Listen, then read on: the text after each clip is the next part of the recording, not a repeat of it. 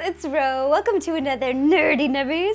Today we're going to be making something I got so many requests for. I got so many requests for something with Jell-O and something Indiana Jones. And I thought, okay, we can combine these two things as long as it is super gory and bloody and gory. So we are going to be making chilled monkey brain desserts. The things you will need for the Jell-O brain cake will be this brain mold.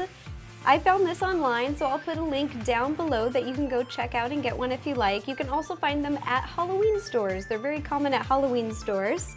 And then you'll need a big mixing bowl. You also need gelatin, raspberry Jell-O mix, strawberry Jell-O mix, and blueberry Jell-O mix, and 1 cup of low-fat evaporated milk. I also have 2 cups of hot boiling water on the stove, and that's just gonna sit there until we're ready. The first thing we're gonna do is add the whole packet of the raspberry Jell-O mix. Oh, these smell so good. There's so much sugar. Then you're gonna open your strawberry mix, and you're just gonna use half of it.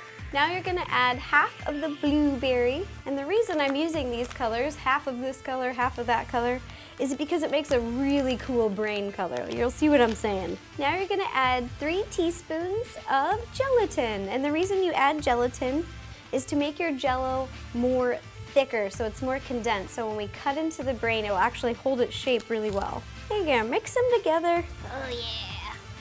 Now we're gonna add the hot water. Woo! Be careful, don't burn yourself.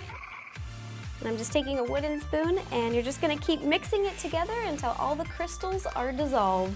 Now we're gonna add the evaporated milk, 1 cup, and mix it again. Before we pour this into our brain mold, you're just gonna spray it really quick with a little bit of vegetable spray. You can just use any kind of oil. Canola oil is fine too, because this mold has so many little crooks and crannies and little grooves in there, so you just want to make sure that it's a little bit lubricated so it's easy to come out when it's ready. Okay, now we're gonna pour it in. Just be careful again, it's hot. And remember, you only want to fill this about halfway because our cakes are 6-inch cakes, and that's about the right size, right on the halfway mark, where the brain will line up really well with the monkey skull. Now you're just gonna take this and put it in the fridge and let it sit overnight.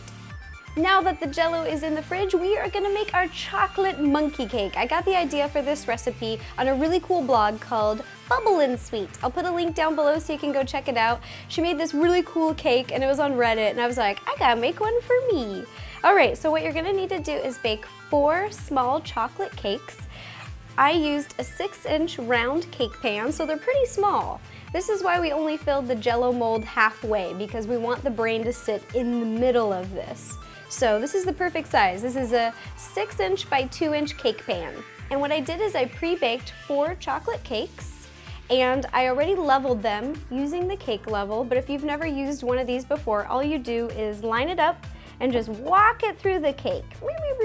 So after you've leveled the 4 cakes, you're just gonna take a big mixing bowl to put all the cake tops in, which are so good. They're like muffin tops if you like to eat the tops of muffins, which I love that part, it's like the best part.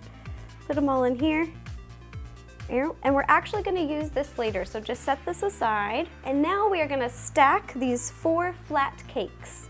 As a base for this cake, I'm just using a white plate, and then I'm flipping it over the other way so it kind of curves up. I like the look of that, so I'm just gonna take the first one, put it down right in the middle, and then you're just gonna take chocolate frosting, this is chocolate buttercream frosting, and a little spatula, and just cover the whole top. Once that's all frosted, you're just gonna take the next level, stick it on top, and repeat. Do this to the other 2 cakes. Once you got your 4 cakes stacked like this, you're gonna put it in the freezer for about 10 minutes so that it gets a little bit firm, and then we're gonna carve the shape of the monkey head. We just took the cake out of the freezer, and now you're gonna take a big knife, just make sure it's a sharp knife, and we are gonna carve our cake to look like a monkey head. The first thing I'm gonna do is on the first layer right here is cut out a place for his little eyeballs to sit. Just gonna make a cut like this, make another cut like this. Next thing you're gonna do is carve this part right in the front. straight down, a little bit flat, because that's where we're gonna attach his little mouth. Now we're gonna shape the sides of his head and in on the sides. Once you got your monkey face carved, you are just gonna frost the entire cake. Now we are gonna shape the monkey's nose and his little mouth. I like to use the muffin, the under the muffin, so I just pinch a little bit of that.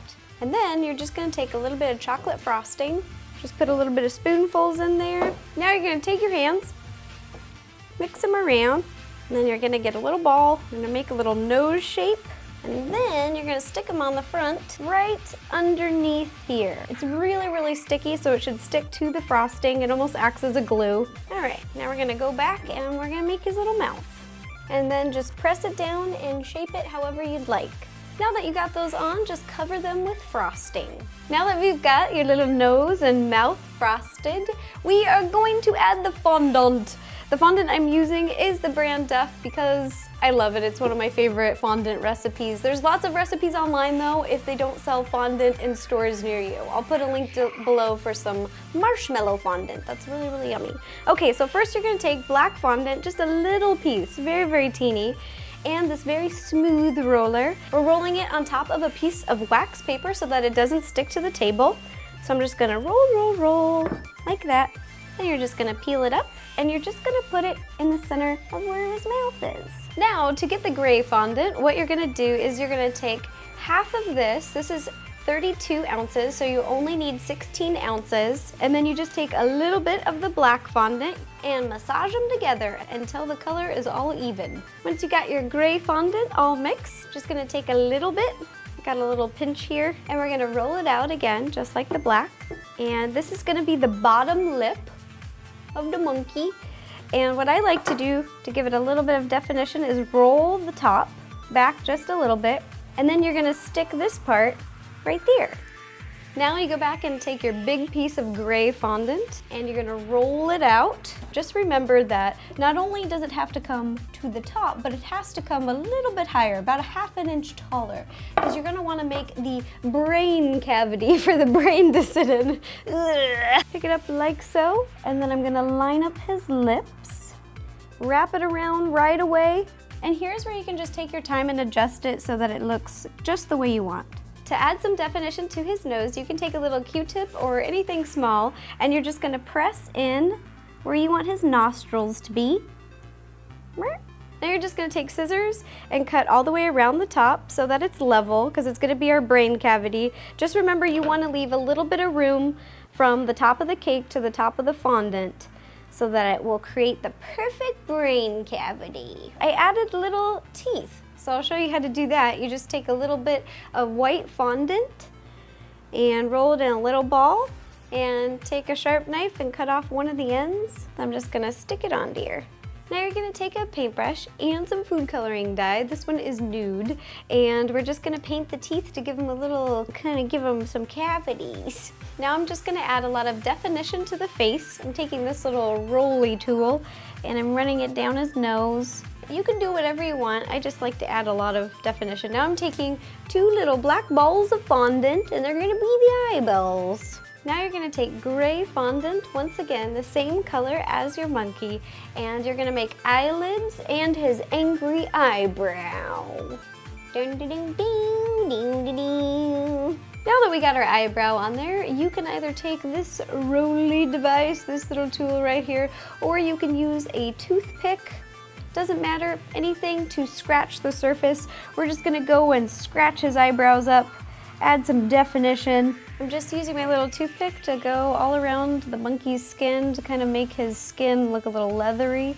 Now that you've made the monkey skin very textured, you're gonna take a paintbrush and some black food coloring dye and dip it in, and you're gonna paint his nostrils black.